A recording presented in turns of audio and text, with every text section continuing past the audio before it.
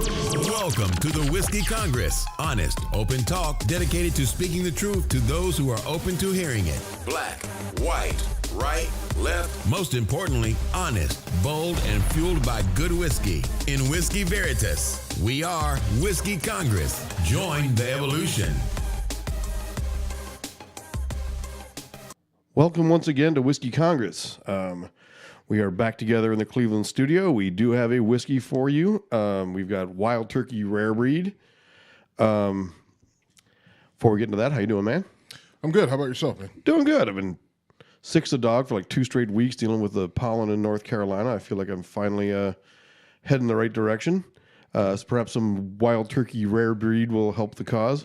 Wild Turkey, get a little hair on your chest. Yeah. Clear you right up. It'll do that. Holy shit, this stuff is potent. Yeah, it packs a punch. And Wild Turkey is traditionally always strong. Right. Isn't their typical typical bourbon is 100 proof, right? 101. 101? Okay, that's right. Wild that's right. Turkey usually comes in at 101. So, well, this is 112.8.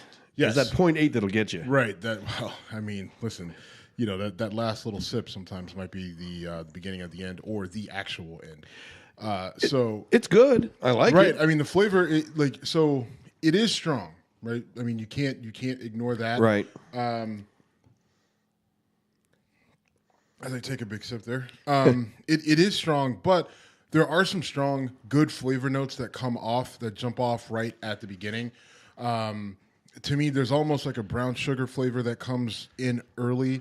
And again, that traditional bourbon sweetness, and it's not really dampered down by the alcohol at all. Alcohol is still very strong. Not to the point though where it doesn't burn. No, it doesn't have like a fire where it's just like but it is like, I mean, there's heat there. And at 100, like once you get over 100 proof, it's hard to really cover that heat.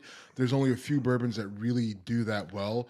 And not that this does a bad job, but what they do is that they do pump some flavors. There's some fruit notes in there, maybe a touch of cherry, maybe a little bit of citrus, and you know there's a smooth vanilla flavor that comes in as well. And I think it's pretty good. I mean, what'd you rate it? I give it an 89. 89. Okay, I went 91. I was expecting us to differ a bit on this because you score well for high proof and keeping it in a good flavor zone. Yeah, I actually thought about going up to 90. I was right on the verge of do I go to the extra thing and get into the next level on the. So why did you go so low? Because it really punched me in the face when I first sipped it, and whose fault is that? Well, that's you're a pussy. That was it. I don't think that's a good way to start our show. It's good. I mean, like I said, 89 is by no means intended to be an insult. I didn't think of it as quite crossing the goal line, but it is. I'm not gonna stop drinking it. Yeah, I would, especially for the cost. What does it run roughly? It runs just under $50. I think it was like 43, 44. All right. So for the cost, for something different, again, to add to your shelf, if you're looking to have a pretty decent bourbon in there, I think because this is a little bit different than a Bullet. The flavor profile is a little bit different, a little bit sweeter, and a little bit more distinct than a Bullet. And so I think it wouldn't be a bad choice to have on the shelf as a bourbon offering. I think it would make a pretty good Manhattan, or an old fashioned as well. If you want, it'll definitely keep the whiskey flavor. I mean, its whiskey flavor is potent. So if you put some sugar in there, or put some bitters, it's still gonna have that whiskey. Right. So I suggested. Jim apparently doesn't like it because it's a little too strong because he's a Nancy boy. All right, you're being a jerk now, and I will point out that I think you're being a little hypersensitive. I'm being hypersensitive. All right, yes. All right, so last week, I'm thinking maybe you're still angry with me because last week we did our show, and then after we did our show, the whole Starbucks incident broke out, and then you and I got together for a beer, and you said, "Hey, we should probably talk about that." And, you want to go back into the studio. And I said, well, this is my 4th bar that I'm meeting you at, so probably not. And I think you hold that against me. But anyway, so much has happened though since then. So I don't know if you want to tell the story or I can handle it. Well, I mean, we know what happened. I mean, I think for the most part, people know what happened at Starbucks. You had two men walk into a Starbucks. They were meeting someone there. They asked to use the bathroom. The person said, "Well, are you ordering something?" And the two gentlemen said, "No, they're meeting someone." The manager, a woman, said, "No, you can't use the bathroom unless you're ordering something." So the two men sat down. Shortly after they sat down, within a minute of them sitting down, she came over and said, "Are you going to order?" They said, "We're waiting on someone." So she then walks over, calls the police without telling them. Hold on, she didn't call the police. She called 911. Okay. Well, I'm just saying that's a big deal. All right. Finish up. But okay. I mean, we're nitpicking. I mean, the point is she called the police. She called the police. Yeah, or she called the police through 911. Right, but okay. That's the expectation. Like no one knows the number to the police. Oh, 717. I'll bet they 2500. I don't know, man. If I need to call the police, I'll call 911. Anyway, the point is she called 911. She called the police, and they came 6 deep for 2 guys. Right, and then they immediately walk in and say, I think they just tell them that, okay, you two need to leave, right? And there didn't seem to be a lot of conversation about why they were there, what was going on. The police officers, the guys, without any incident, get up, they're handcuffed, taken out of the place, and then placed under arrest and taken down to the station. They're not charged with anything, but they spent 8 hours at the station because the prosecutor's like, we don't have anything to charge them. The guys were smart. They didn't resist arrest in any way. They complied, to an extent. And then, the story broke. There was a video. There were, the neighborhood is, your Dave from Philly, you were talking to him, and he said the neighborhood is mostly white. It looked like it's from the video. It's in the city, so, there is a substantial amount. Right. From the video, the clientele at the time looked mostly white. They were meeting a white guy who's a real estate agent there for some real estate deal. And, he's just like, what are you doing? Like, all right, I'm here. I'm buying coffee. Like, just let him stay. And the police won't let them go. And it turns into a big deal. It gets blown up through the media. The guys, have been on, a couple different morning shows. They've done the rounds. They've told their side of the story. Everyone's like, oh, we have to wait for more facts to hear the other side of the story. What's the other side? I mean, I guess that would be the question. Well, all right. So yeah, I watched the video, and I did watch a couple of white patrons stand up and say, "Hey, these guys didn't do anything." Now, the patrons who stood up again wisely did not interfere with the police. You're right to say that 6 officers, most of them wearing bicycle helmets, which kind of amused me, but that's just me being me. They're sending the bike cops, which is just like, so, right. So did they put them on like the back of their bikes to take them to the like? They made them right on the handlebars. It was, right. It was a violation of. All right. So here's why I made a big deal out of the fact that you called 911. 911 usually says, "What is the nature of your emergency?" And when told there's a couple patrons in my store that aren't leaving, or a couple of people in my store that are not leaving, they're trespassing. I don't know why the 911 operator didn't say, "I'm not getting the emergency part of this. Please call the regular police." Whatever. The fact that they responded to an emergency call, right? So no, they're going to get dispatched. When they show up, why didn't they say, "Okay, so..." And that's a great point. Like, so I actually wrote about this obviously on our website, whiskeycongress.com. And my whole thing was that the police could have easily diffused this. They could have walked in, assessed the situation, which they do. We see this happen all the time on a regular basis. Police look at a situation, and they could have, all right, what are you guys doing here? We're meeting someone for, which I believe they told, like they've expressed the fact that they were meeting someone. We're meeting someone. All right, well, where's the person at? He said he's just a couple minutes out. Okay, now this is what I would have done if I'm an officer. I would have gone to the manager and said, "What's the problem?" "Oh, well, they're not buying anything." All right, well, these guys, they say they're meeting someone. Well, they're not buying anything, and they tried to use the bathroom, and only people who bought something can use the bathroom. So what I would have done if I was a cop, I would walk to the counter. I would have said, "How about this? Do you guys want a coffee or water? Can I buy you a coffee or water so I don't have to deal with doing paperwork for whatever this is?" And yeah, and I mean, and that's an easy fix to the situation. You pull your wallet out, you buy 2 $5 bottles of water that you would pay at Starbucks or whatever. I think it's actually $2.50. You buy a couple bottles of water, you give them to the guys and say, everybody good? All right, everybody have a nice day. And I wouldn't go in there with 6 officers. There's 2 guys. I would go in with 2, maybe 3 officers, and that's it, and be done with it. And I think that like, you can go through the whole debate about what this is, and we can do that. We can do that exercise, but that's a solution to this problem. The other part is obviously the manager never calling, right? Because it's not that big of a deal. And we can go through the exercise of how. What do you mean the manager never calling? The manager could have never called the police. Oh, the manager never. Okay, right? Manager, don't call the police. Yep. Like, it's not that big of a deal. You have people in your store all the time who come in and just sit and listen to music or talk or sit on the phone or whatever, or they're there for an hour before they buy anything, and then. That's kind of what coffee shops do, right? Right. You have free Wi-Fi. Why? Right. You want people to sit there and go through their stuff. I mean, I don't know how many times, whether I was on the road or I was working at home and realized I was way too distracted, that I've gone to a coffee shop, spent $2.50 on a coffee, and sat there for 4 hours just to get a change of scenery, or like I said, I'm on the road. Well, I've had meetings and interviews where I'm going to meet someone to talk with them about something important, and I said, you know what? I'm not going to get a coffee. I'm not going to get a water. I don't want to have to go to the bathroom. By the time the person gets here, I get there 5 minutes early, 10 minutes early. I don't want a coffee or a water because I don't want to have to go to the bathroom halfway through our meeting or conversation or whatever. So I just sit there and wait. The person comes. Then we figure out if somebody wants a coffee or water, and you go through that whole exercise. And, and I've done that, right? And haven't had problems with it. And so, and I've seen other people do it. And the places I've been typically have been fine. But in this particular instance, you have an employee who seems like she had a bug up her ass about these 2 black guys. I mean... Well, so one thing that Dave from Philly said was, apparently this woman had a history of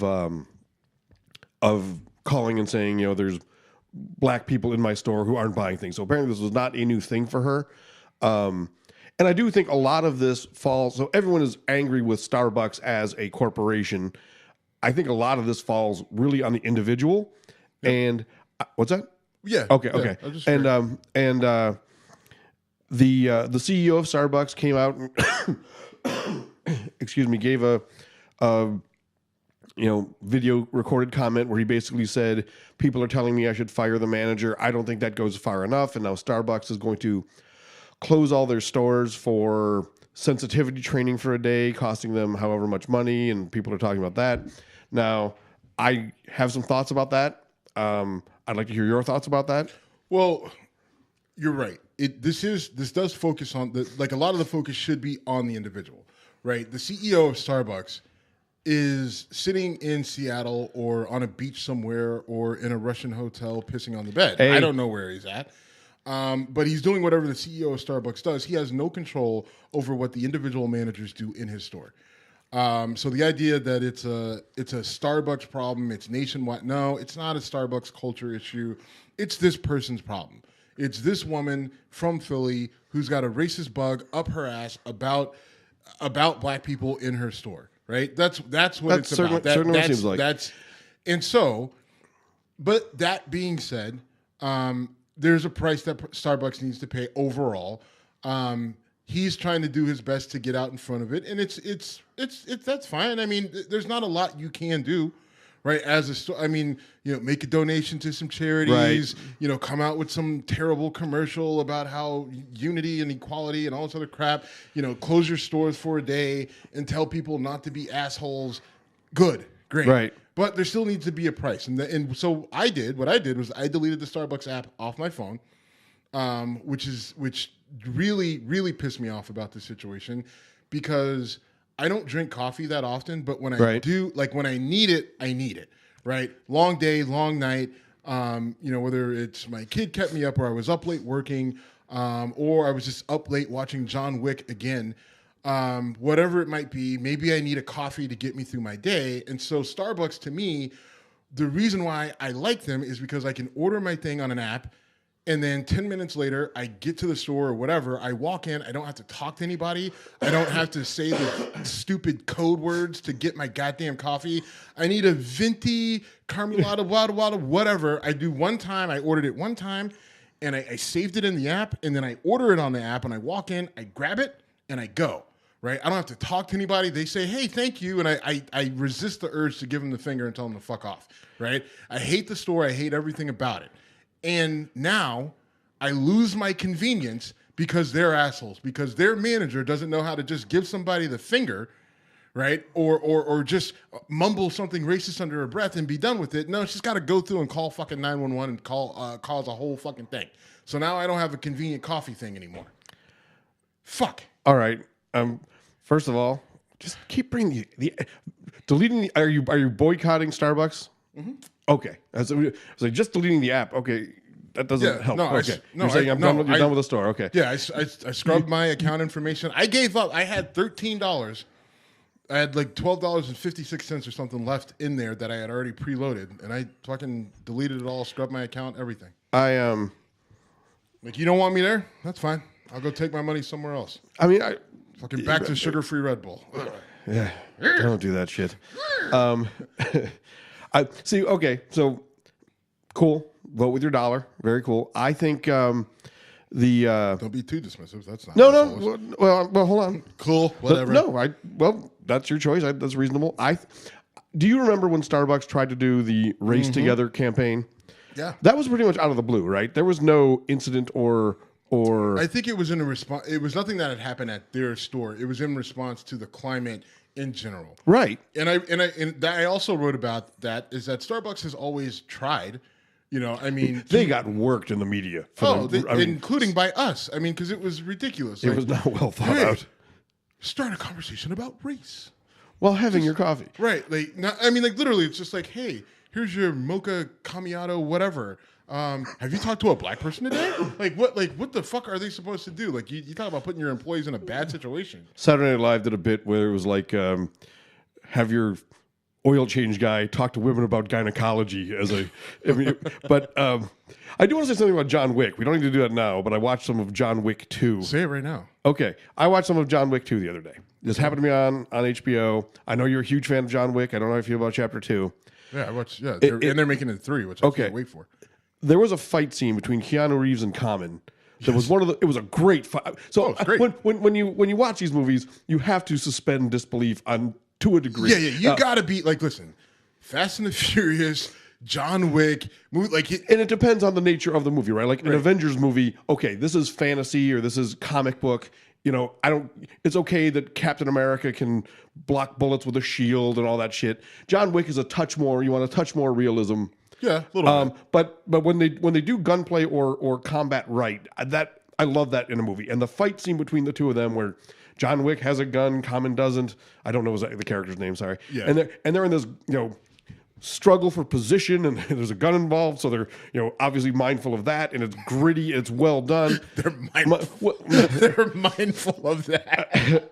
Anyway, all right. So it's not. You're right. It's just it's such a my dismissive way of saying, and there's a gun there.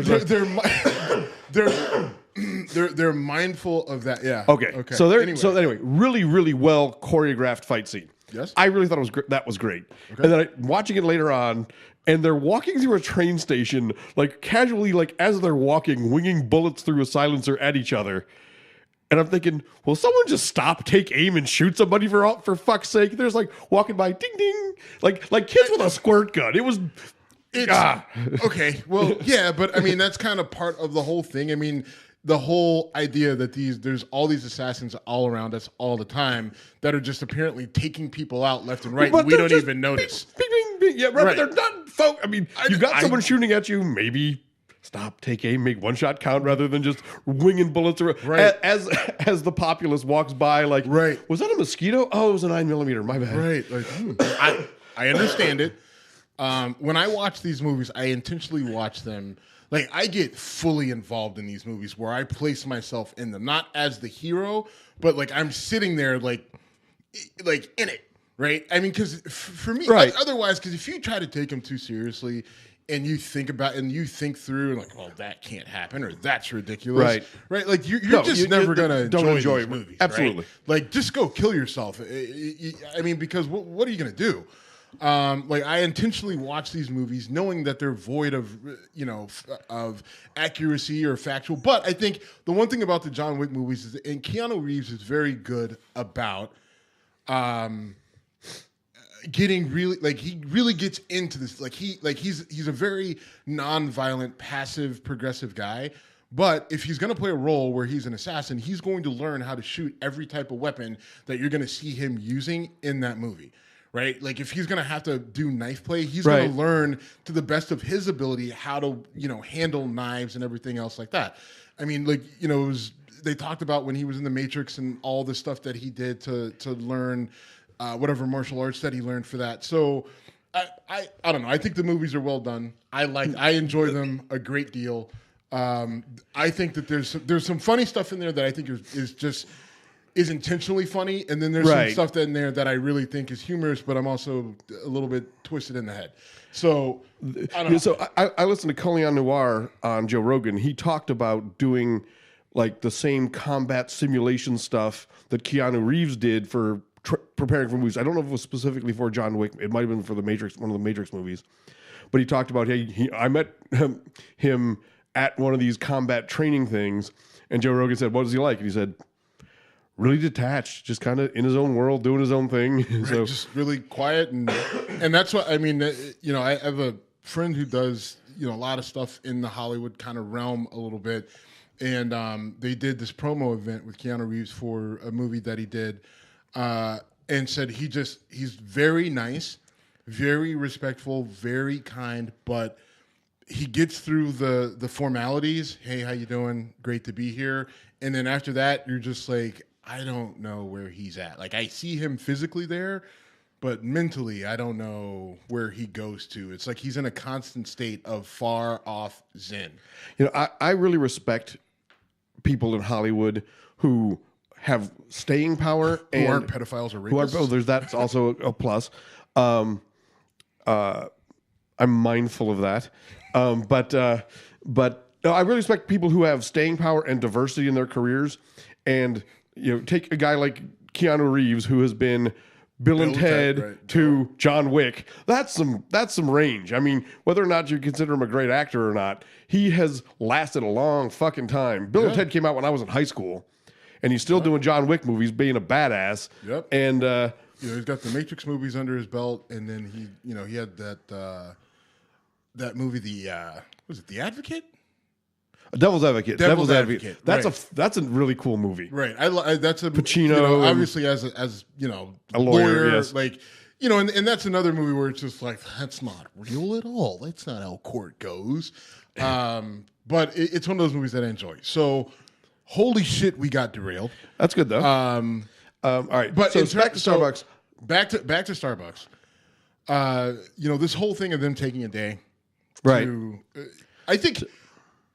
This is what I'll give them credit for that. What they're saying is, we know that we anticipate being boycotted by a certain percentage of the population. Right. And we know that this is only a gesture, but this is our gesture, right? Like things that make businesses not do dumb things again are things that impact their bottom line. So they're not going to wait to see if it impacts their bottom line. They are taking the step to actually impact their bottom line, right? And so they're going to shut down these stores for however long, for an entire a full day. I think, yeah. And they're going to lose however much money that they're going to lose, and that's going to impact their bottom line. Now they're still going to lose. They're still going to lose money because I think there are people like myself that are just going to say, all right, then I gotta cut you loose. You should use your $12.57 just so that they don't get that money for free. I was torn about that. Well, I thought about that. Just like, so I just give them this money, but I did, and I don't know if I can actually still. I mean, I'm sure there's a way I could get back to it, but whatever. My whole thing is though, while they are doing that gesture, for a broader point, is for marginalized people in this country. Black, Latino, women, gay, whatever. at some point in time, we have got to start to harness the power that we have financially, right? Right. Black people alone in this country spend $1.3 or $1.5 trillion a year, right? Which seems amazing, right? Because according to fucking conservative Fox and Breitbart, like, we don't have any money. We're just these freeloading welfare recipients. But black people spend $1.3 to $1.5 trillion a year in the U.S. economy.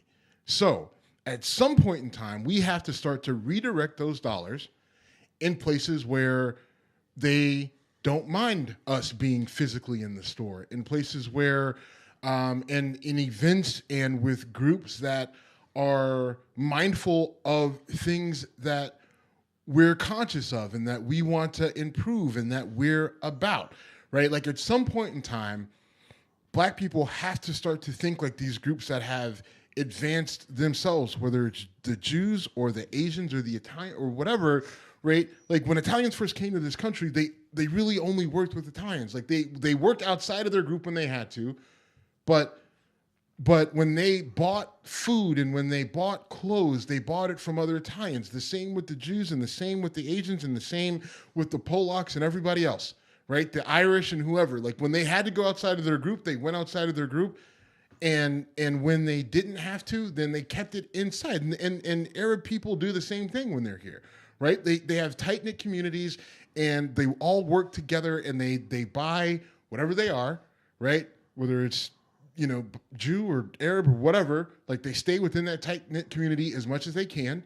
They work together, and then that's how they build their wealth within their own communities. And black people have never been able to do it, right? Like, some part of it is because of influences from the outside, and part of it is just that they haven't been able to galvanize the cause and everything else. You fought for civil rights, and then everything kind of fell apart after that for different reasons.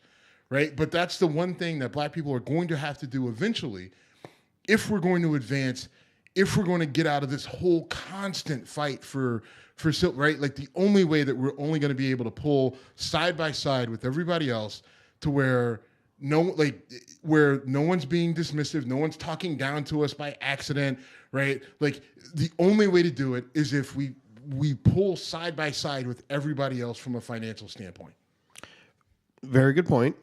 I want to talk about a different angle and say the whole, we're going to shut down for a day and give people this training. So I think I told you, I watched Laura Ingraham and Ben Shapiro very dismissively say, we don't have all the facts. This could be another guy, a couple guys like Michael Brown.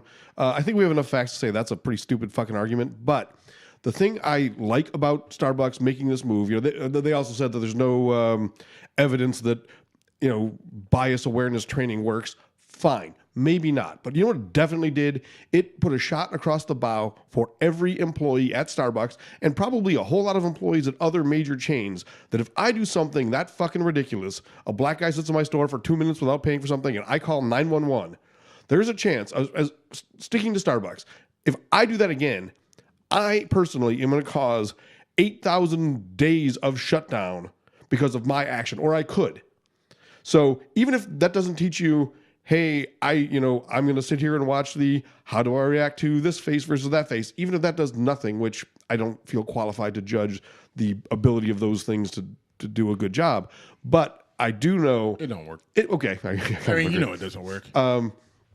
But this sent a major statement to the employees of that corporation. This shit won't get tolerated. And if you do it again, you're costing this much money to your corporation, which probably means your career is not going to benefit from that. And I think that's a major statement. It is. It's definitely a major statement, and I applaud them for it. It's a good move, but I think, again, I just need to redirect my dollars in other places.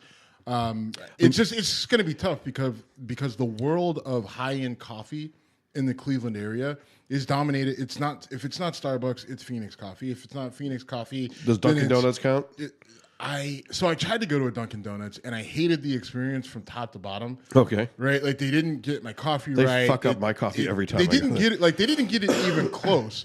They gave me the wrong size. It wasn't the right thing that I asked for. And whatever they gave me was gross.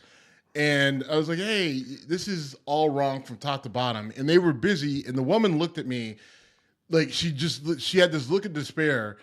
And so I said, you know what? I'll drink it.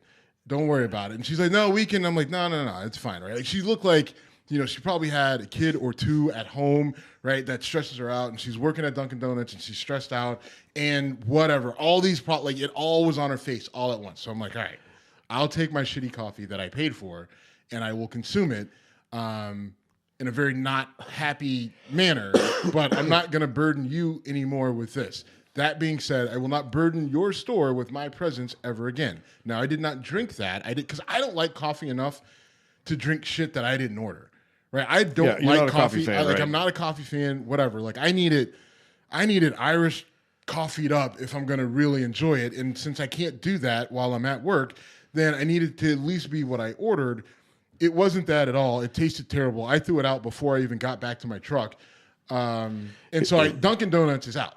So, if you order a Dunkin' Donuts coffee regular while in Boston, I don't know about here, they put so much cream and sugar in it, it's disgusting. So that happened to me once. The second time I told them to go very light on that. They still threw in 5 scoops of sugar and cream, and then I ordered a Boston cream donut. I bit into it. It had grape jelly in it. And I said, I ordered a Boston cream and pointed to my donut with grape jelly. And the girl pointed back and said, it is Boston cream, and pointed to where she took it from. I'm holding the donut that shows jelly in it in front of her.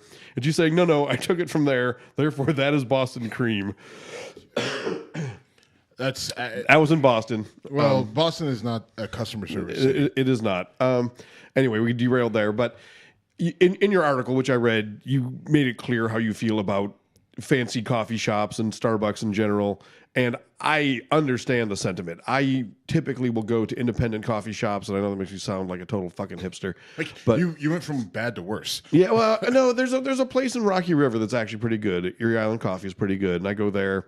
But I do like coffee. I don't, and I try not to get too dependent on it because my issue with coffee is too much caffeine for me, and I can't sleep at night. So I don't do it that often. And I can't do it after a certain time, right? Like if it's Monday through Friday and I'm going to be at work, obviously I got to get up and go to work every day. Then I can't have coffee after like 2:00. I'm that way as well. And if I have more than 2 cups of coffee now, I am a jittery mess. I used to be such an addict, Steve. I've never had more than 2 cups of coffee in a 12 to 24 hour period in my life. Like I've had whatever the medium thing is, a venti or tall. I don't know. That annoys me too, by the way. Whatever the medium is at Starbucks, that's the biggest coffee I've ever had. And I've never had more than one of those within a 24-hour time period. When I started working in Columbus, I would drink 8 to 10 cups of coffee a day. 8 to 10. That's too much. Yeah, it is. That's too much. And then I quit it for Lent one year. And while I was coming off of caffeine, I was a raving psychopath for 24 hours. Well, I mean, coming off of caffeine it's not that different than nicotine. I mean, it's bad. It's a drug. It's definitely bad. All right, we've so here's my thing. With me not being a big coffee fan, and I think Starbucks being as big as they are gets this type of attention. But I think that attitude isn't uncommon in coffee shops. Listen, progressive hipsters love to tell you about their politics, but when they come face to face, with a real black person, like that's when their whole thing kind of unravels, right? Like now, not for all of them. I shouldn't paint with a broad brush, but there are plenty of people who like to live the hipster life, wear the skinny jeans and the glasses and the hats and the scarves and all that other shit, and talk to you all about the politics and things like that. But then when they're face to face with me, right, and I call them on their bullshit, whatever it might be, then that whole pervasive, I love everybody thing completely fucking falls apart, and then they slip back into like I'm just a spoiled brat asshole. I'm just a white spoiled brat asshole who says, who just was saying this to fuck some girl who is long gone. So this whole hipster thing in these coffee shops is really annoying to me. I think that is a cultural reality that we don't talk about a lot. The really progressive, really liberal white person who talks to you, who will try to talk to a black person, Laura Dunham. I know how you feel about her, but they want to say I'm in the struggle with you, and that pisses you off. Well, it's not that it pisses me off. It's so do I. They want to say that they're in the struggle with me, I can always appreciate. I guess the best way to describe it is I appreciate the help, but then right after they say that they're in the struggle with you, they do something where you're immediately just like, well, no. You're actually, by doing what you just did, you're actually causing more harm than you're solving any sort of problem or any sort of issue, right? Whether they say some sort of off-color joke, right, or they they move in, it's just like they move into this really gentrified neighborhood, right? Like that's close to their coffee shop. And it's just like, all right, well, if you're in the struggle with me, then why did you move into an apartment building where they kicked my grandmother out because she couldn't afford the rent because your coffee shop moved in next door, right? Like that. That's a real, that's a really tough one for cities to deal with, right? Is when you want to make downtown areas vibrant again, you want to bring in young people who spend money, and from the 60s on, the people that got kicked out of those, or people that are in those neighborhoods are now getting kicked out. And listen, the whole thing with gentrification, let's not act like this is, this isn't on our board, which is gospel, which we barely. But when you talk about gentrification, like, listen, that shit is not an accident. Like, don't think that it's an accident. Like, there's too much history to recognize that this shit is 100% by design, right? You force a marginalized group all into one area, right? And then you have other groups in there that have access to jobs, they have access to different resources. They're all in there together. So you force the marginalized group in there to intermingle with this group. You know what's going to happen, right? You know socially, you know economically what's going to happen. You're going to have white flight, right? They're not going to mix well, and they're going to take off. And they did. And when they do that, what do? As a government, as a local government, you devalue the property that the marginalized group lives at. No matter what, the property is devalued. No matter what the tax base is, no matter where people work, how much money they make, whatever, the property is devalued. And so that depresses the value of the property. Everybody leaves. They leave and they wait till the property. Then not only is it devalued by the actual local government, but then it actually starts to devalue because people don't have the money to take care of the property and all the other things happen. And then you have the blight and then whatever. And then those people in that neighborhood, they have to leave because it's so bad, right? Like they can't live there anymore. So they do whatever they can to get out. You have a brain drain, you have a physical drain, and then there's nothing left except the people who they're too old to move or they don't have the ability to move, whether it's a mental disability, a physical handicap, or they're just so poor that they can't leave. And then that's when you come in, and then that's when, people in the local government, the mayor and the city council members start talking about, oh, well, this neighborhood has nothing going on. Why don't we try to revitalize it? Develop it. Yep. Right? So they call who? They call developers like me, right? And I come in, right? But not me, because I'm an affordable housing developer. They call in they call in the big guns, right? Just the private developers. And they're just like, oh, well, we'll do retail and we'll do apartments and we'll do this and we'll do this. We'll buy this whole block, right? Well, there's people living on that block. Well, you figure that out, but we're buying that whole block. And you've got this amount of time to do it. And if you don't do it in this amount of time, you lose this amount of dollars. And do you want that amount of dollars known to the public that you lost that for this area that needs money so bad? Do you want that? And, oh, by the way, we're going into an election. Oh, you don't want that because you do want to get reelected. Okay, well, figure out those people who live there. They need to be gone by this amount of time. I don't give a fuck where they go. And they get just enough money to not be able to afford to move anywhere, but they can't stay here. Figure it out. And that's how it goes. Okay, you're right. I know. No, I know. No shit. I don't need your fucking validation. You do it's this, my fucking job. Yes, you do this for a living. There is. I don't think. Do you believe white flight would happen again today in the same way it did in the 60s and 70s? Absolutely. Do you? I don't. I don't. Fucking stupid. All right, you can say that. Mr. I don't call names, and I'm above everybody else, and I'm not dismissive, and I'm not insulting. Okay, whatever. So, all right, I just called you stupid. I didn't call you a cunt. I didn't call you anything like that. All right, okay. All right, but you honestly think... I think racial attitudes have changed so much from the 60s to today that white people would not freak out just because black people were around them. Okay, if you don't think in Rocky River, if you had... if all of a sudden you had an influx of...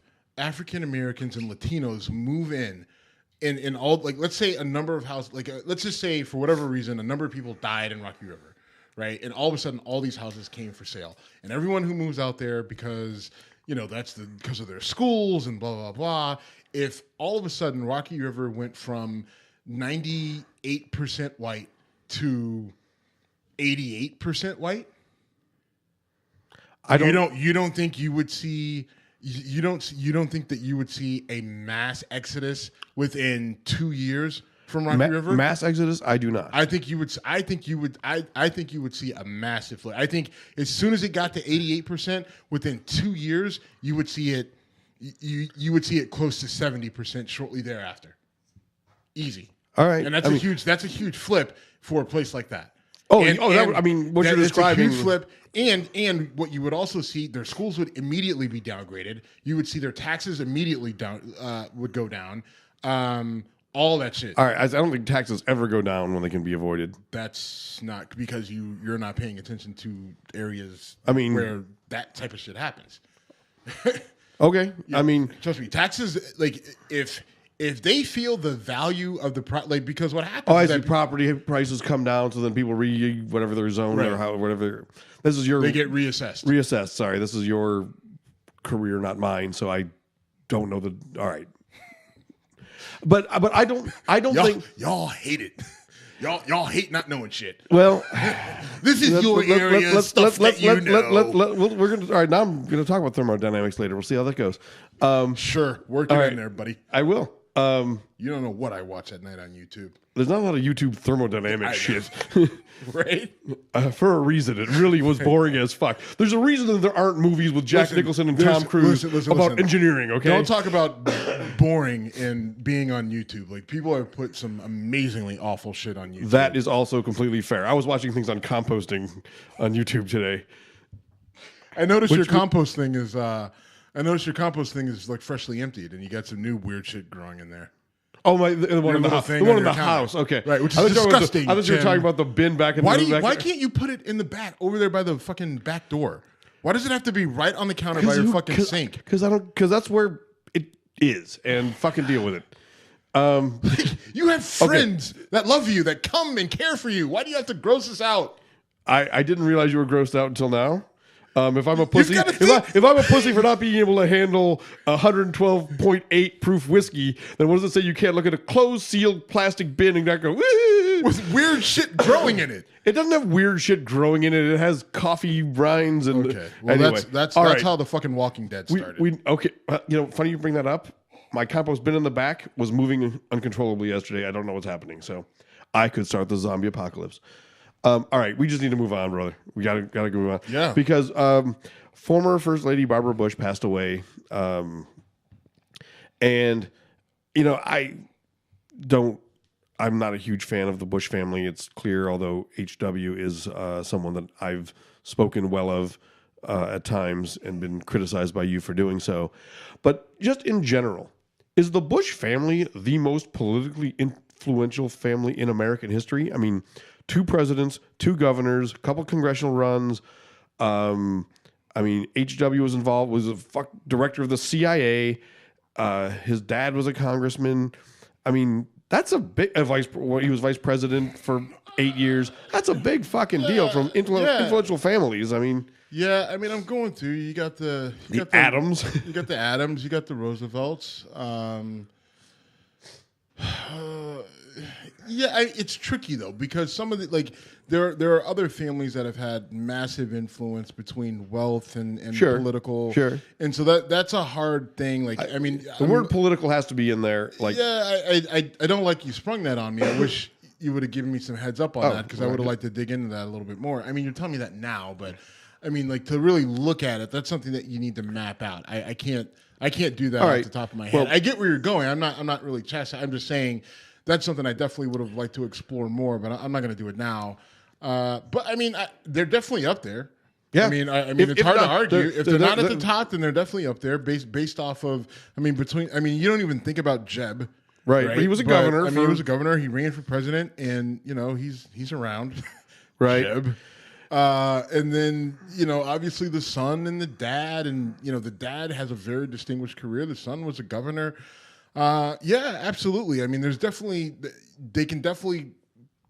that, but then, I mean, there's also the Kennedys, right? Like, okay, yeah. I mean, we're really going to jump them over the Kennedys. I mean, I think there's still a Kennedy. This feels like a sports argument.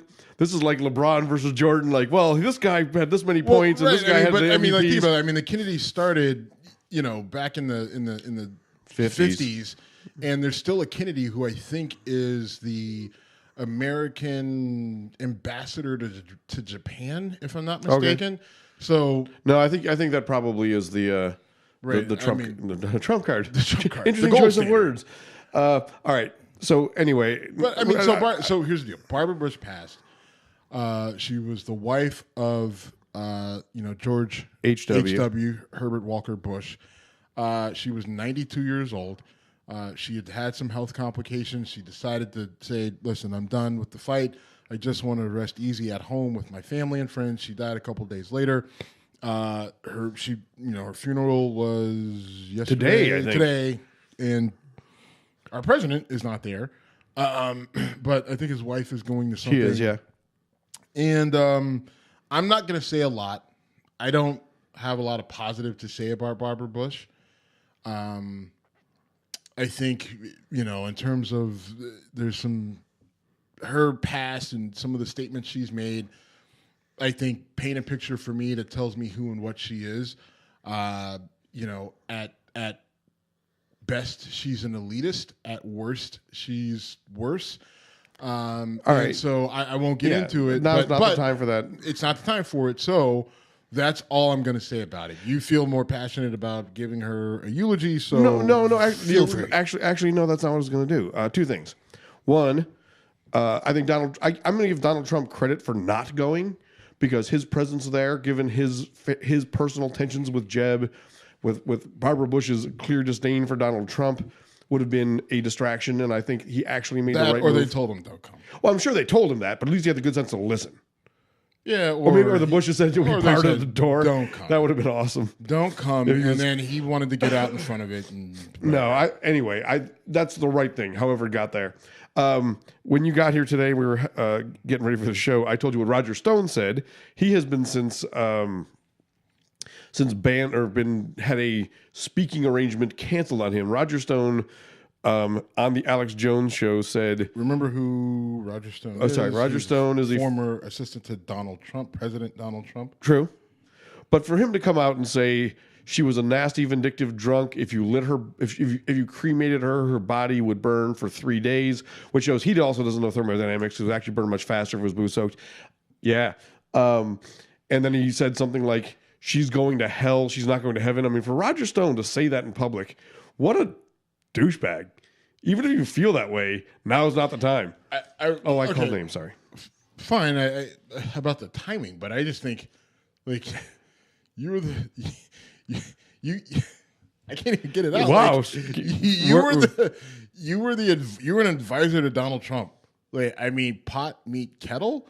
I mean, like, Donald Trump may not be he doesn't drink. He doesn't drink, but I mean, everything you're saying about Barbara Bush could probably be attributed to Donald Trump in some way, shape, or form. So I just think that it's interesting that he's like losing his shit over Barbara Bush. It's his. It's just, I mean, whatever. Again, like I said, I don't want to. I really don't want to bash a 92-year-old woman who made it. I mean, and whatever her secret was for living that long. If she was really drinking that heavy and made it to 92, I like this plan, and I was pretty much signed up for it. I got to think that she was drinking whiskey, right? But I don't know. She's from New York originally, so she might be a vodka girl. Whatever. All right. And then we had the whole. Speaking of Trump, we had the whole Michael Cohen, Trump Hannity fiasco this week, which is hilarious to me. It's so ridiculous. So I've made it very clear on the show in the past how I feel about Sean Hannity. I believe last week I said I wanted to get in a boxing ring with him. Yes. I did say that. You know, I didn't. So we were drinking pretty good at that point. The next day I thought might have been over the top. Still mean every word of it, and I would knock him out in under 2 rounds. I would hope so. Our show, listen, you get in a boxing ring with Sean Hannity and lose, our show is over. Right? It's over. It's over. Like I'm deleting all episodes. Let's face it. He ain't getting in the ring with me. Well, fair. But anyway, so Michael Cohen. What about Joe Rogan? I'm not getting in the ring with Joe Rogan. He would fuck me up in no time flat. You want this to happen so badly, you son of a. I think it'd be good for our show. I don't care. I do not. I will. All right. Not worth it. No, it's not. It would be horrible. And I'm a huge fan of Joe Rogan. But anyway, so what if me and Joe Rogan got into a ring? I don't know that I like your chances. You got a wrestling background. It's not about. Would you allow that to happen? Like you're not going to allow you and Joe Rogan, but would you? I would say it's up to you. I would respect your individual choice and say, Steven, if you want to do this, I have your back. Got it. You wouldn't. You'd be cheering for Joe Rogan the whole time. You know what? This is funny you bring this up because if I fought Joe Rogan in the ring, you would be cheering for Joe Rogan. No, oh yes, no, it's you. I have this recorded, sir. No, you don't. Yes, I do. I do from the old show. Oh, you think I don't? I know. I know what you I said. flat out said that you would feel bad if you ever choked me unconscious because you're that much bigger than me. But watching someone else do it would be very amusing for you. I will find this. Okay, amusing. Like, will I find it amusing? Yes. Okay, but that's okay. I'm not. I mean, I'm not rooting for it to get to that point. But if it gets there, will there be a hee out of me? Yes. But that's not the. You're splitting arrows. You're splitting. You're splitting hairs. But that's here. not the result. I'm You'd actually be cheering for me. Yes, I don't want like. You keep thinking that I want you to go into a ring with Joe Rogan and just get pummeled. Yes, I don't want you to get pummeled. I would like you to go into the ring and represent yourself well. But ultimately, watch me get choked out and laugh at me. Well, I mean, which would happen, by the way. It would.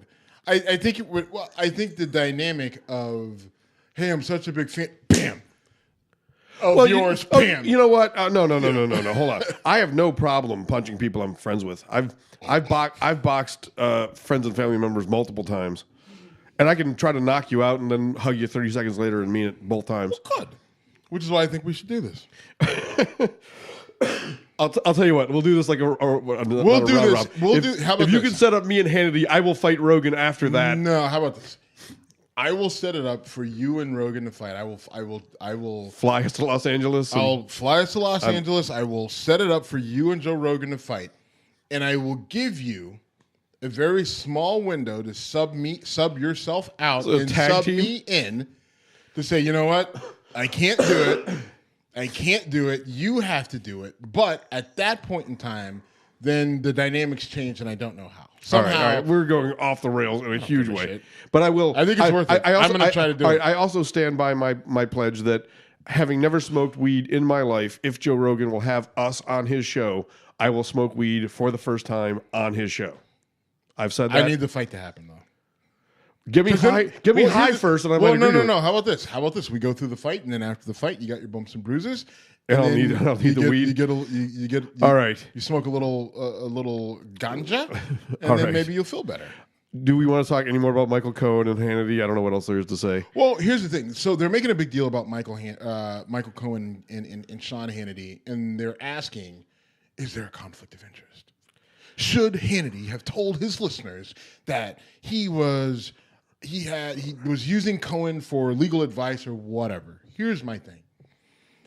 The left, the media, the liberal media, whatever you want to call it, progressives, everyone who hates Trump, is jumping on this, and because they want Hannity out, because Hannity, all he does is trumpet, Trump. Is there a conflict of interest? Yeah, there obviously there is. But it's not a legal thing. But it's not a legal thing, and it doesn't fucking matter. Like Fox went out the window. Like, it's obvious that Fox is all in for Trump, save for the one Megyn Kelly, who's gone, or no, the one guy. He's the gay guy. I don't know who you're talking about. I think it's Shepard Smith. Oh yeah, you're right. Shepard Smith and Brett Baer, I think, is relatively objective.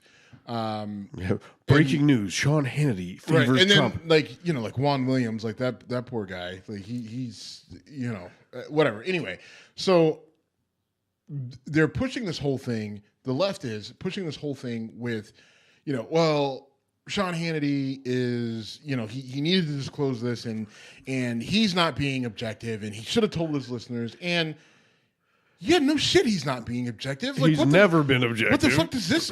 How does this change anything? Right? How does this change anything for anyone? Right? I mean, like, the way Sean Hannity was talking, like the way, like, his interactions, his interviews, it was obvious that he himself was trying to get into a position of comfort with Trump and everyone associated with Trump. Like, at no point in time did I think that Sean Hannity was being objective about anything. Right? Like, I mean, the things that he's saying, the way he defends Trump blindly, none of it makes sense. So this whole idea, like, well, he should have told people that, Michael, why? What difference does that make? I completely agree.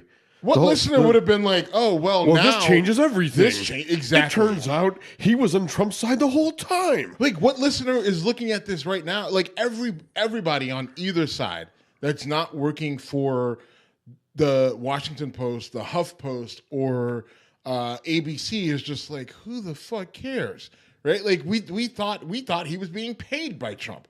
Like, the way that Hannity, like, will go to his grave for Donald Trump and all things with the Trump administration, there is no one who thought that Sean Hannity was just this objective guy who happened to agree with the president on every single thing, right? Like, Sean Hannity spent $5 million of his own dollars to make a movie about Christian values. Okay. And the movie, I don't know if it even made it to a red box. I think you can only find it on Hallmark, on demand, through the app, with a special type of was Kirk Cameron in it? Just a guess. No, Kirk Cameron turned it down. That's how bad. Are you joking or not? I'm absolutely joking. But, okay, good. But this whole thing about the movie is real. It's a really bad movie that got little support. I believe it was made.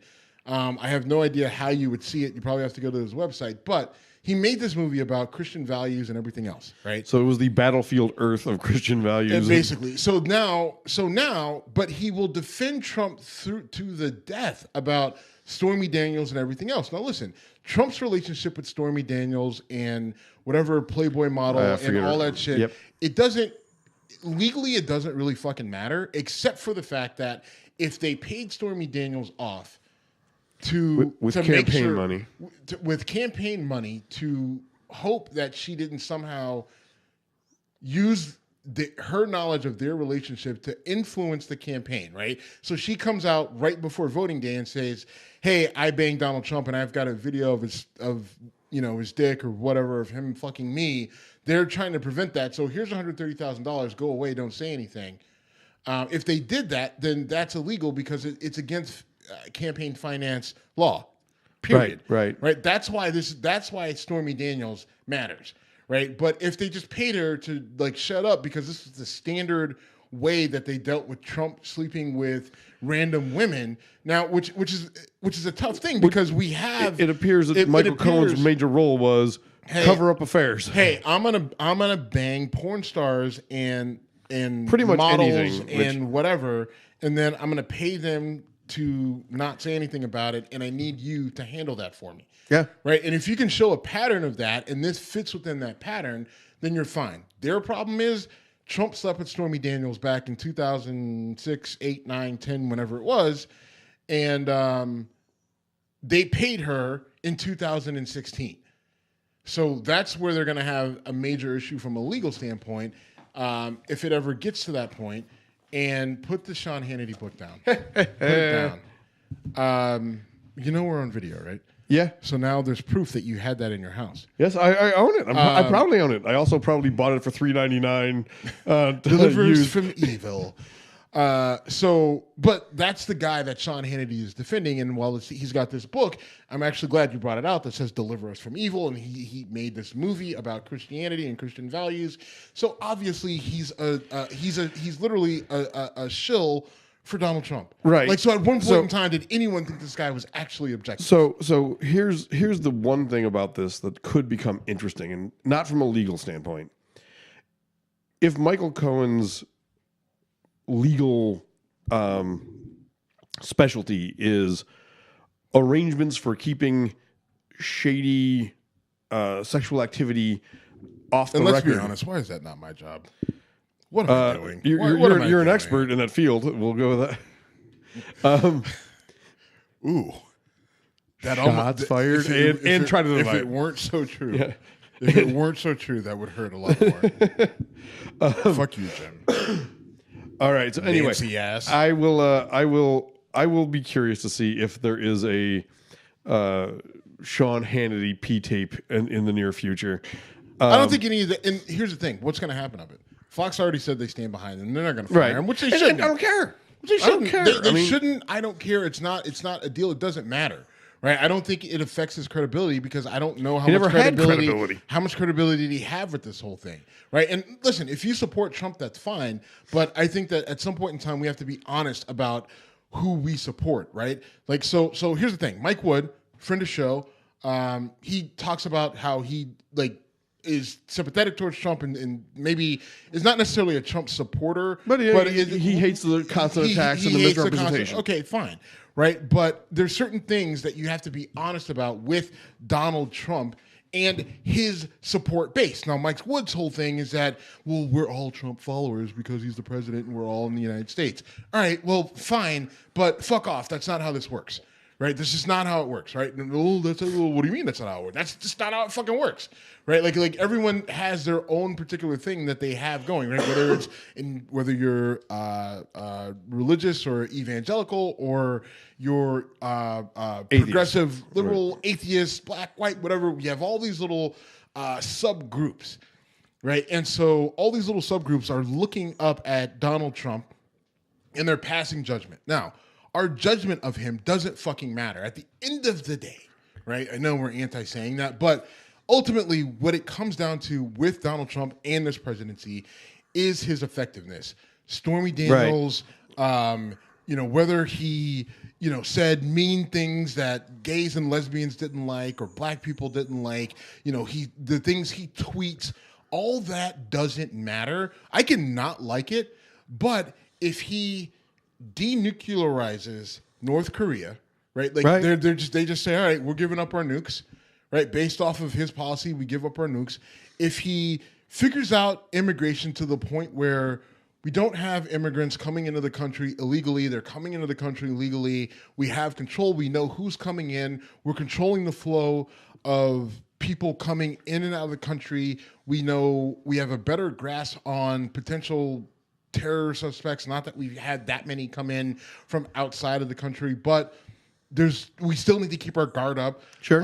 If we get those things resolved, if our economy continues, on an increase, and this whole thing with tax reform works out, if this whole thing with tariffs work out in the positive, then I have to give him credit and say, listen, I don't like your delivery, I don't like your methods, but ultimately it was effective. And so kudos to you, Donald. Yeah, right? if that happens. But we have a long way to go before we know if that's the case, right? Like we're 1 year in to a 4 to 8 year run, right? And we don't know the effectiveness of any of this. Correct. We don't have enough data to say that everything he's doing is working. We don't have enough data. There hasn't been enough time. We haven't compiled it. Everything that you're looking at is just a snapshot, and you need to look at it over the course of 4 years to be able to say, all right, this worked, this didn't. And sometimes you need to step years beyond that, right? Sometimes what's happening on the ground now doesn't really manifest and until listen, we can. years I later. mean, we can look. We're still trying to figure out what we got out of Obama. I think there was some good, there was some bad. I think some of the domestic policy worked, some of it didn't.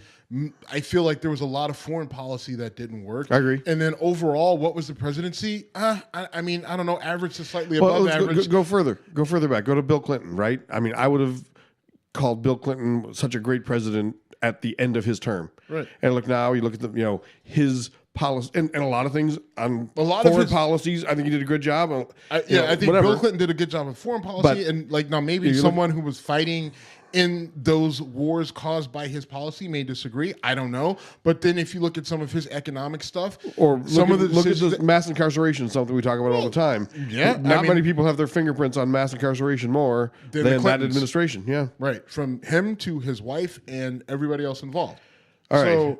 I mean, I guess like Mike's big thing is that he, for some reason, he attacks us on our opinions. he does. But he's our friend. We should have him on the show. We're gonna argue with Mike. We gotta have him here. Fair, but here's the thing. It's my fucking show. So here's the thing. It's our fucking show. It's our fucking show, and on our show, I can say whatever the fuck I want. And one of the things is like, if you don't sit there and call me out on being anti-Trump or whatever. Screw you. Oh, I'm with you on that. I've been fair. I think we've been fair to him. Like, now listen, if Trump says something stupid and I call him on it, I'm allowed because he fucking put it out there. Fair. Just like, like Mike said, oh, you guys said something stupid. And he calls us out. Guess what? Donald Trump said something ridiculously stupid, so I'm going to fucking call him out on it. No argument there. That's all I'm saying. Deal. And the pen got slammed. All right, brother, we got to talk a little bit of sports because you and I are going to do an NFL draft preview. Yes. We're going to talk about this. We've talked about this. Oh, here we go. The dancing is going on. All right, so we're going to do this week. What is the goal of our preview? Now, it's a mock draft. We're doing 2 mock drafts. So we're doing a full 32 team first round draft. This is what we need to define. No, there's no fucking see. Listen, first round only, all 32 teams. First 10, top 10. Give an explanation of why you think it's going down this way. Okay.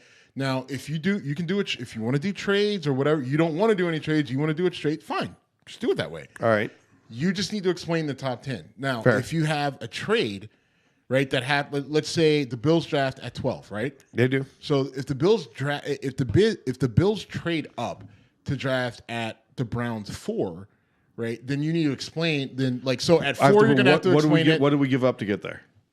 At 4, you're going to have to explain it, and then at 12, you're going to have to explain it. Okay. Right? And then anything from 10 down, if there's no trades from any of the teams drafting after 10, then you don't have to explain anything. Just put the player that you think that team is going to draft. Okay. And then and the other thing is talk about your team. So you're a Bills fan. They draft at 4. So if you they draft at 12.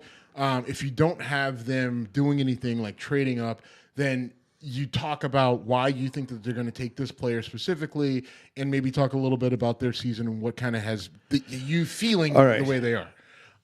You're a Steelers fan. They're drafting late 20s, I'm guessing. Yeah, I think the Steelers draft 29. Sounds about right. They were all right. So those are kind of those are the ground rules for us in terms of putting it together. Okay. And I just think, listen, in this time of year, this is, besides work and my kid, this is what I'm paying the most attention to.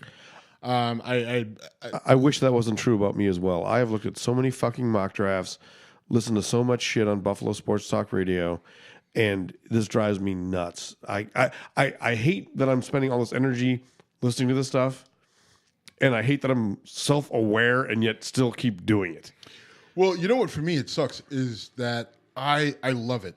And that's what I ultimately wanted to do. That's one of the big things, other than, being the ultimate, the next fucking Thurgood Marshall, I really wanted to be involved in sports law, working as, a general man. Like, ideally, I look at Sashi Brown, and I want to punch Sashi Brown, who was for a brief period of time, the general manager for the Browns, because I'm just like, oh, you had it, bro. Like, that's exactly what I would have done, is taken that and then used knowledge. But see, Sashi Brown, I don't think he ever played football. And if he did, I don't think he played in college. Maybe he played in grade school, whatever.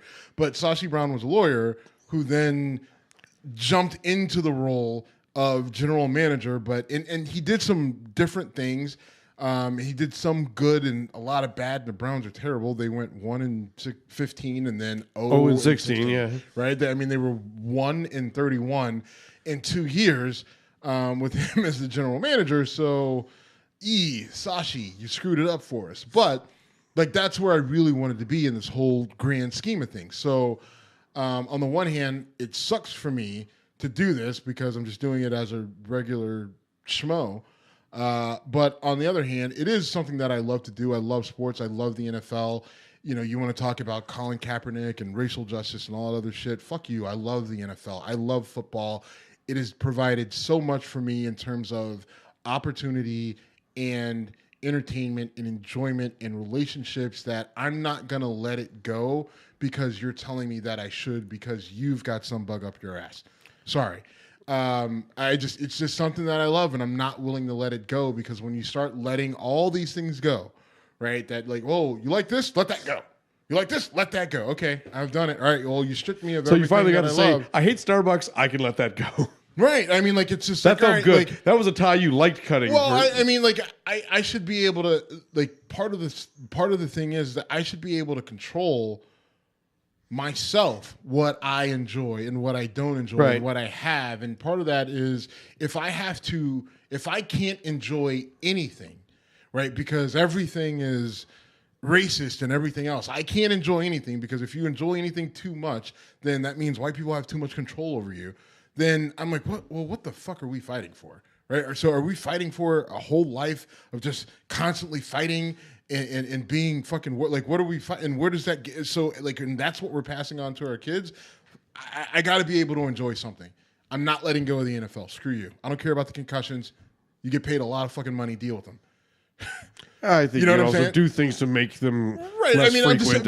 but what I'm saying is like, you know, people are just like, oh my God, concussions. I don't know if I can watch this anymore. Why? Like, what the fuck changed? Now you like, so you didn't think nothing was happening to their brains when Lawrence Taylor was like literally almost killed Joe Theismann? Come on.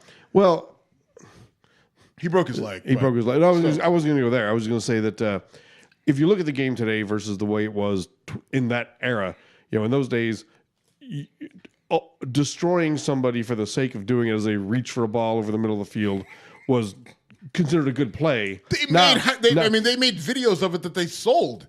Right? NFL's greatest hits, and you just watch people get annihilated. I watched a ton of those videos. I'll never forget. Greg Lloyd said that once. I'm no fan of Greg Lloyd, but I'm sure you were a huge fan of Greg Lloyd. Huge, 95 outside linebacker for the Steelers in the 90s. Grambling, and did he? Yeah, I didn't know that. I maybe did. I just forgotten it. But you know that shit. Shut up. I might have. Fuck off.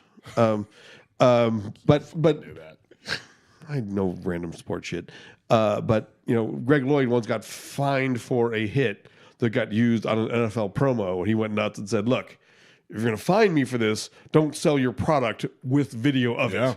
And I remember that clear as a bell. And that's been a big argument for these guys. I mean, well, oddly enough, Steelers, but, you know, Greg Lloyd and James Harrison and Joey Porter, you know, all those guys. Listen, okay, fine. You're telling me it's the worst thing ever, but then you're flipping around and putting it on a VHS tape or a DVD or whatever. Or a commercial, watch us this week. Yeah. Right. I mean, like, all right, then if it's illegal, it's illegal, fine, and I'll figure it out. But at the same time, don't turn around and sell it because... Yeah, as a promotional video for what you're telling me is awful. All right, so you ready for Come At Me, bro? I am. You want to go first? I want you to go first. All right, so I'm kind of cheating because I... wanted to talk about this issue anyway. Lamar Jackson, quarterback, Louisville, Heisman Trophy winner. Ridiculous numbers. A few GMs, mostly older white, not mostly, all older white guys said he should try out to be a wide receiver. How much do you think that was driven by race? It was mostly by race, but I don't like. It's not a big deal. Okay. They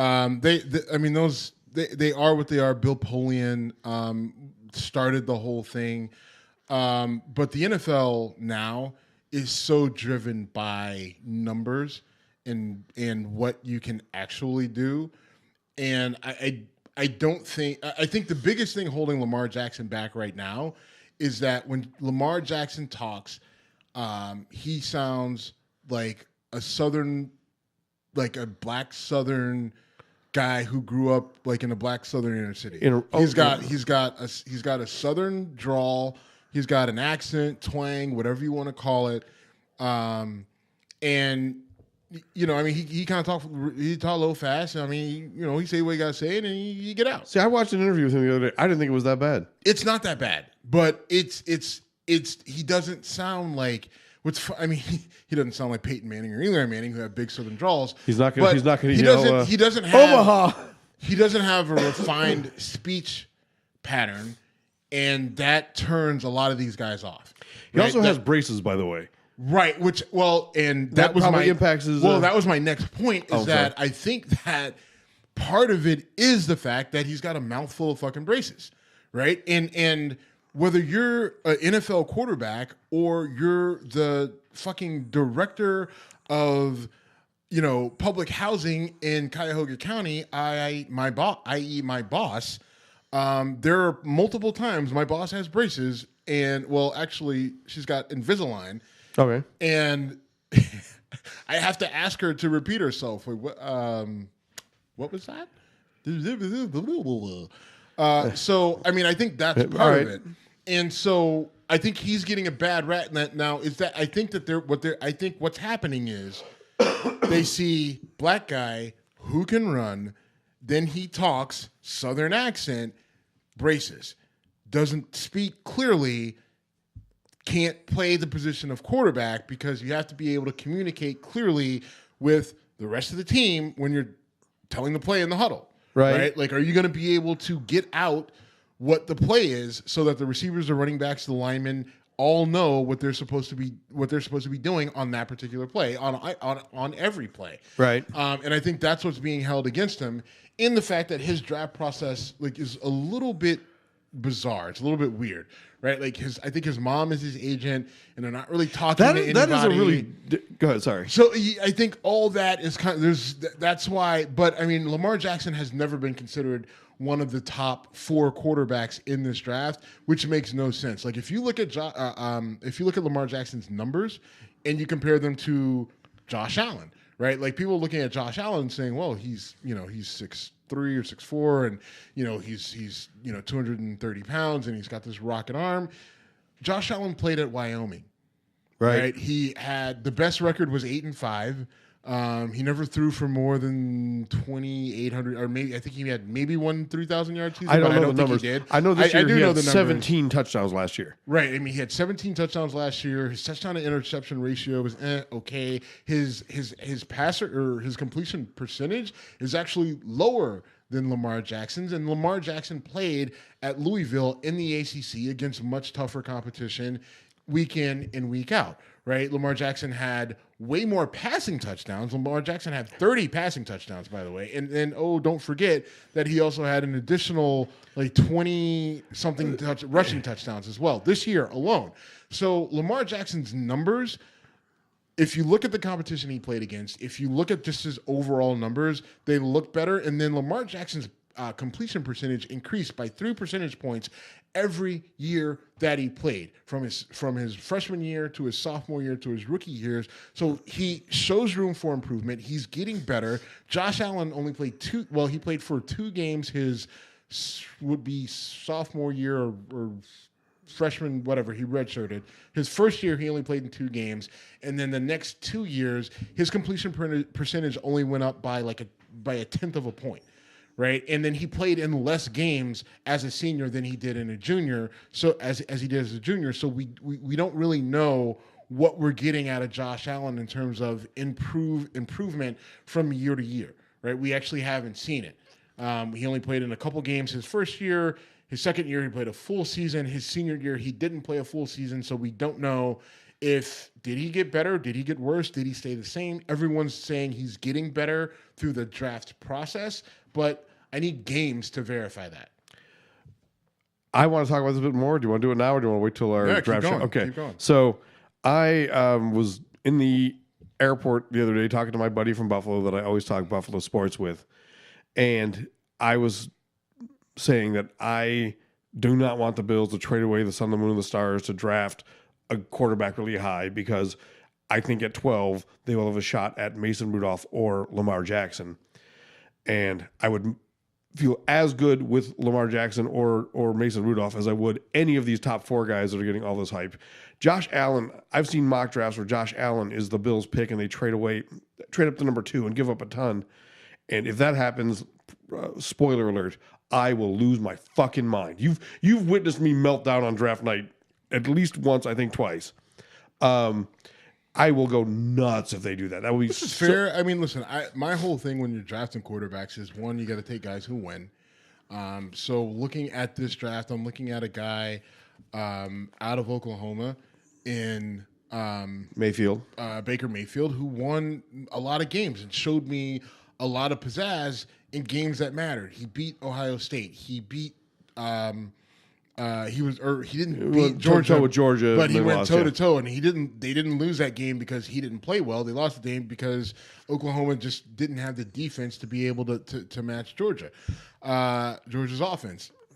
And Georgia gave Alabama a run. I mean, Alabama lucked out in that they had a backup quarterback who just, stepped into the right moment at the right time. So, looking at it, of the guys that are available, Sam Darnold was an average guy in terms of numbers, in terms of winning, in terms of whatever, right? He's got good size, he's got a decent arm, but he turned the ball over a lot, and he was an average quarterback in the Pac-12, where, listen, there's plenty of opportunity to win a fair amount of games. Josh Rosen, he played at UCLA, same conference as a Sam Darnold. Similar record, not quite as good of a record, looks better pure passer, but again, in terms of winning games and making plays that say, right, he's the guy, he can get you there, he can make up for these sort of deficiencies in your team.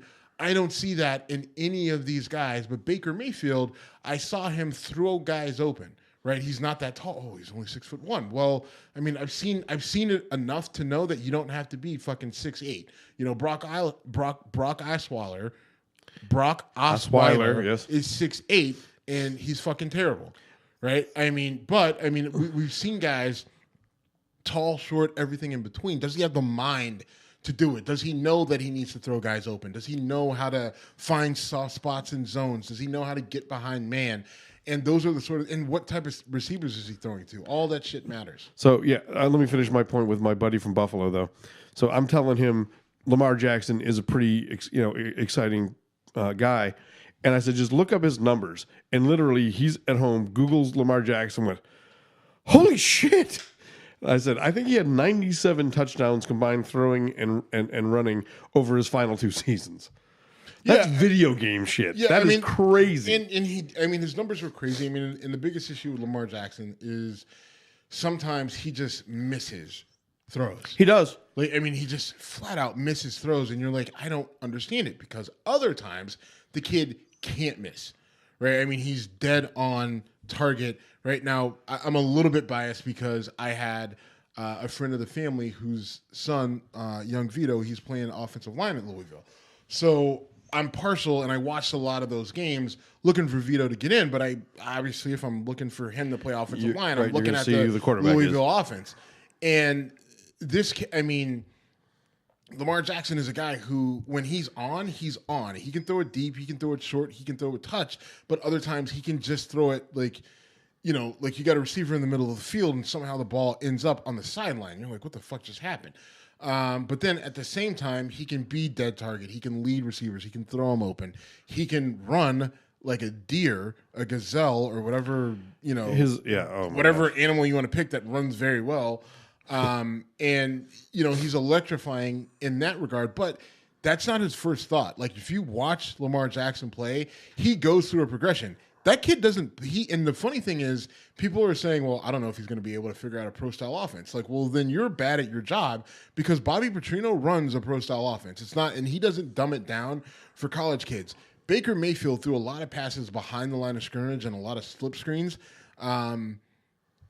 That's not Bobby Petrino's offense. Bobby Petrino is going downfield and he's throwing in the middle of the field and he's throwing in tough positions to get to, whether it's college or pro. He runs a pro-style offense. Lamar Jackson ran that offense and he ran it really well, except for when he was throwing the ball really off target. Right, and that's the beef against him. I want to pick this up on Tuesday because I got more to say about that. But what's your come at me, bro, for me? Mike, so mine for you is a little bit related to this. If the Bills trade up to number 4 for the Browns pick, right, given the whole thing with Sammy Watkins. You son of a bitch. I'm already mad. All right, go ahead. But they get a premier quality player. What's your reaction? So I guess my question is, who would you accept that the like? Let's say they get Chubb out of North Carolina State. What are we giving up to get to number 4? 2 1s. 2 1s and a 2. 2 first-round picks and a second round. Like, so you have to give up your number 12, right? Because so we're currently drafting 12, 22, and then wherever in the second round to get Bradley Chubb when we desperately need a quarterback because we traded away our starter from the last 3 years. But you got McCarron. Yay. If we trade that to draft the defensive end, I am not taking it well. I think Bradley Chubb is a stud, but So which quarterback will you like? So all right, so we traded number 4, and they take a quarterback. Which quarterback do you want? If we traded number 4 and draft Baker Mayfield, and you've sold me on this. We did this barroom talk, and I was not particularly a Mayfield guy, mostly because I was mad that I watched him stomp Ohio State, then spike the flag in middle field, and Fucking turf field. He did that. But you off the air, you and I have had this conversation. Like, you know what? He can be kind of a jerk, but boy, his teammates love him. The dude wins. The dude can ball. I am going to give my trust to the current Bills administration until they give me a reason not to trust them. I think they did a great job last year in drafting and organizing, and I think the way they handle their trades this year. So if they make that move, and they choose their guy at quarterback, I want a quarterback. If they move up to number 4, I want a quarterback. Who do you want? My question. The only quarterback that I'll be happy with is Mayfield at that position. All right, and then who do you want at 12? Well, they won't have 12 if they stay. If they stay where they're at. I like Mason Rudolph. I like Lamar Jackson. Either one of those at 12, I'm happy with. Interesting. I want, truthfully, if they trade up to number 4 and draft Josh Allen, I will. If they give up all that to draft a guy who I think is a real question mark, I will lose my fucking mind. Is going to ruin somebody. Somebody's night on draft night is going to get ruined. And you know what? His physical talent is undeniable, and he's super athletic and he's big and strong, whatever. But if you give up all that for that guy. You know what? We'll save this. Is all right. Let's wrap this up and say draft preview. More of this talk coming up early in the week. Yeah, so Tuesday, we'll record it Tuesday. We'll drop it Wednesday. Draft starts Thursday, so you'll have that, and then we'll actually do our online mock drafts. Those will be available. We'll make those available Tuesday night. So check that out at whiskeycongress.com. Obviously, they'll be tweeted out and they'll be on Facebook. Available. You can find us at Whiskey Congress on social media. Thanks for listening. I know we went long. I'm sorry, but hopefully you enjoyed it and stuck around. Don't shop at Starbucks. We're out. Thanks.